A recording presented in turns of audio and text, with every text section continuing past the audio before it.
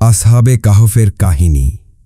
আল্লাহ সুবহানাহু ওয়া তাআলা কোরআনে বলেন, আপনি কি মনে করেছেন যে গুহাবাসী ও লিখিত ফলদ্ধারীরা আমার নিদর্শনাবলীর মধ্যে বিস্ময়কর? সূরা আল কাহফ আয়াত ৯। আল্লাহু আকবার, আল্লাহু আকবার। অর্থাৎ এ ঘটনা আল্লাহর জন্য কোনো আশ্চর্য বিষয় নয়। আল্লাহর শক্তি ও কুদরতের সামনে সব কিছুই সহজ। আয়াতে ইঙ্গিত পাওয়া যায়, আসহাবে কাহফ ছিলেন কিছু যুবক। তারা এমন এক সমাজে বাস করত যেখানে শাসক ছিল কঠোর মূর্তিপূজক ও অত্যাচারী। কোরআনে এসেছে, তারা ছিল কিছু যুবক যারা তাদের রবের প্রতি ঈমান এনেছিল, আর আমি তাদের হিদায়ত বৃদ্ধি করেছিলাম। সূরা আল কাহফ আয়াত ১৩। এখানে বোঝা যায় তাদের অন্তর আল্লাহর প্রতি দৃঢ় ছিল। তারা আল্লাহর একত্বে বিশ্বাস রাখল, যদিও পুরো সমাজ তাদের বিরুদ্ধে দাঁড়িয়েছিল। তাদের ঈমান বাঁচানোর আর কোনো উপায় ছিল না, তাই তারা শহর ছেড়ে বেরিয়ে গেল এবং একটি গুহায় আশ্রয় নিল। তারা দোয়া করল, হে আমাদের রব, আমাদের কাছে তোমার পক্ষ থেকে রহমত দান করো এবং আমাদের কাজকর্ম সঠিকভাবে পরিচালিত করো। সূরা আল কাহফ আয়াত ১০। আল্লাহ তাদের দোয়া কবুল করলেন। তিনি তাদের এমনভাবে ঘুম পাড়িয়ে দিলেন যে শতাব্দীর পর শতাব্দী পার হয়ে গেল। কোরআনে বলা হয়েছে, এভাবে আমি তাদের কানে বহু বছর ধরে আঘাত করলাম, অর্থাৎ তাদের গভীর ঘুমে আচ্ছন্ন করলাম। সূরা আল কাহফ আয়াত ১১। তারা গুহায় শতাব্দীর পর শতাব্দী অবস্থান করল। তারা গুহায় ৩০০ বছর অবস্থান করল।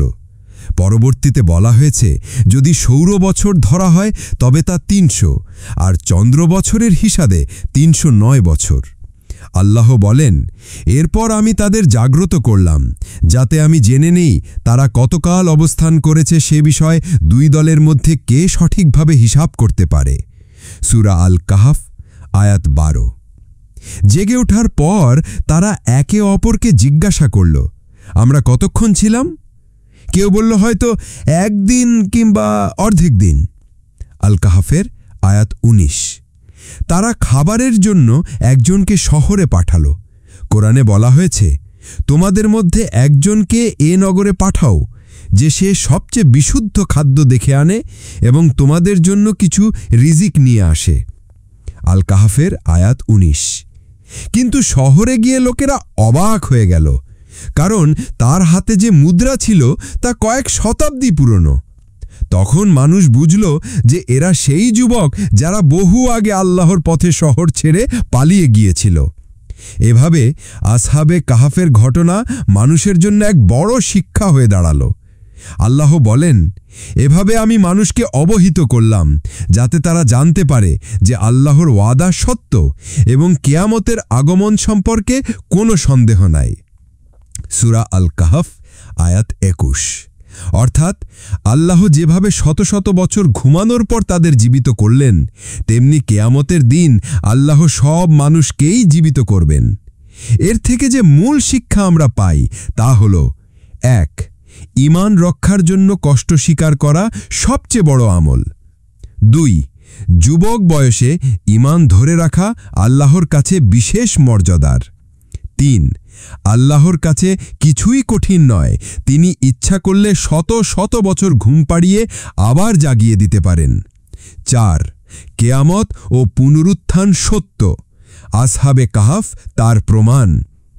এভাবেই সূরা আল কাহফে আসহাবে কাহফের কাহিনী শেষ হয়। ফলো, লাইক, কমেন্ট করুন যেন এমন আরও কন্টেন্ট আপনার কাছে পৌঁছে যায়। ইসলাম প্রচারে আপনার একটি শেয়ারই হতে পারে কারো হেদায়েতের দরজা।